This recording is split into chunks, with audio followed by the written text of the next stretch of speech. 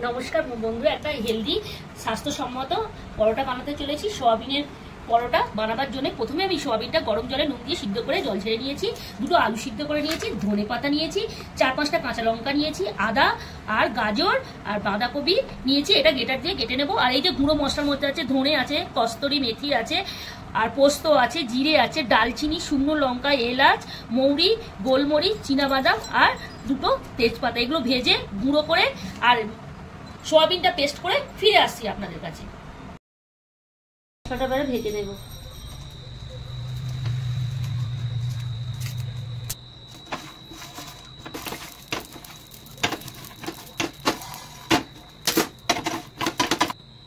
এই আমার ভাজা হয়ে গেছে, এটা ঠান্ডা করে মিক্সচারে পেস্ট করে ফিরে আসছি।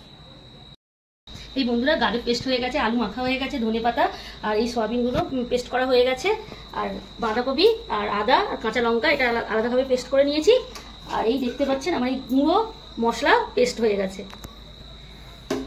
এই তেল গরম বসিয়ে দিয়েছি। আমি যেহেতু লঙ্কা দিয়েছি তবু একটা লঙ্কা দিয়ে একটু ফোড়নে সেন্ট লাগবে। আর এই আমার হিং, এভারেস্টের হিং দিয়ে দিলাম। এই পুরেতে একটু বেশি হিং দিলে হিংয়ের সেন্টটা খুব দারুণ লাগে। সয়াবিনগুলো আমি দিয়ে দেবো।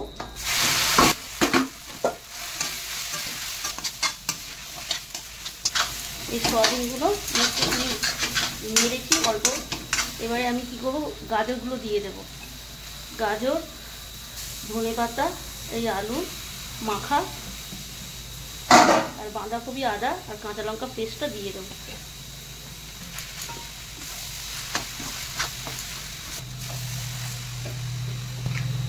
পরিমাণ মতন নুন দেবো।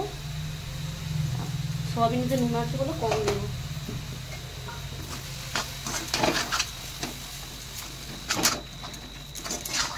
এই বন্ধুরা 10-15 মিনিট ভালো করে এইভাবে নাড়তে হবে, যেহেতু কাঁচা উপকরণের গন্ধগুলো যাতে চলে যায়।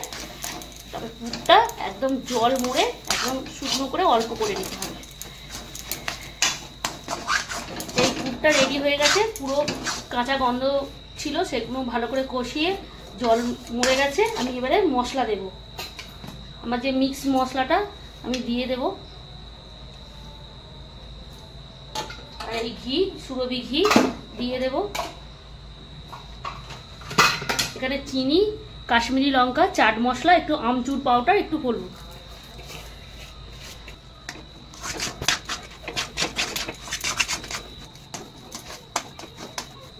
একটু কর্নফ্লাওয়ার দেবো যেহেতু একটু চিট হওয়ার জন্য।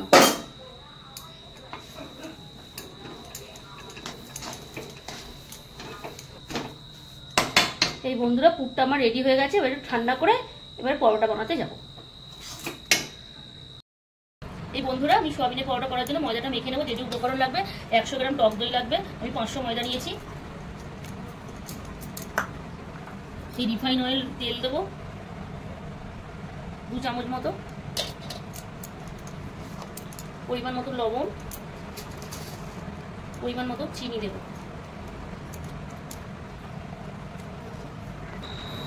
এই আমার ময়দাটা পুরো ময়ন হয়ে গেছে। আমি এবারে মেখে দেব।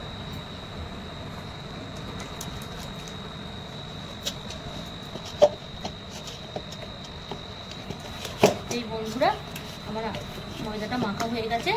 আমি আধ ঘন্টা রেস্টে রাখবো, যেহেতু নরম সফটই হবে, বাড়বে, ওই জন্য আধ ঘন্টা আমি। এই বন্ধুরা, আমার আধ ঘন্টা হয়ে গেছে। আমি এবার ঢাকনাটা খুলবো।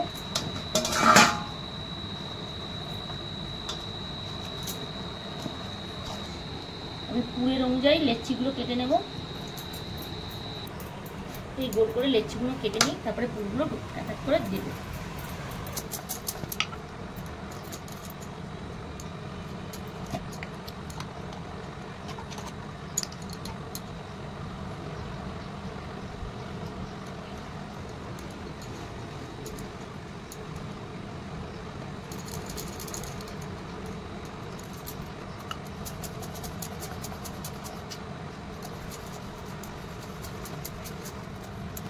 এবার আমি তিল দিয়ে দেবো।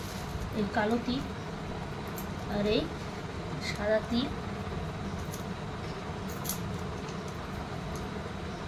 আর এই ধনেপাতা দিয়ে আলতোভাবে ভাজলে আমি এবারে ভাজতে যাবো। এই বন্ধুরা, সয়াবিনের পরোটাটা আমার বেলা হয়ে গেছে। আমি এই তাওয়াতে তেল গরম বসিয়ে দিয়েছি, আমি এবারে এক এক করে দিয়ে দেব।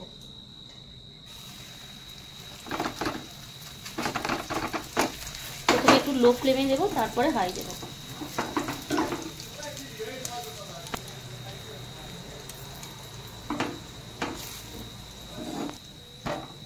এবার আমি একটু উল্টিয়ে দেবো।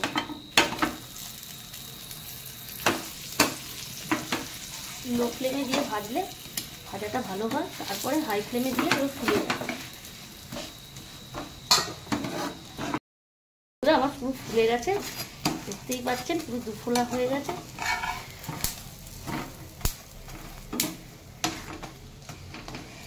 এইভাবে সয়াবিনের পরোটা যা টেস্টি হয়, জিভে জল চলে আসে। এবার নামিয়ে নেব।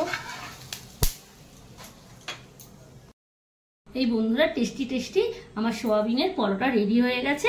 এইভাবে ঘরে বানিয়ে খাবেন, খুব অসাধারণ।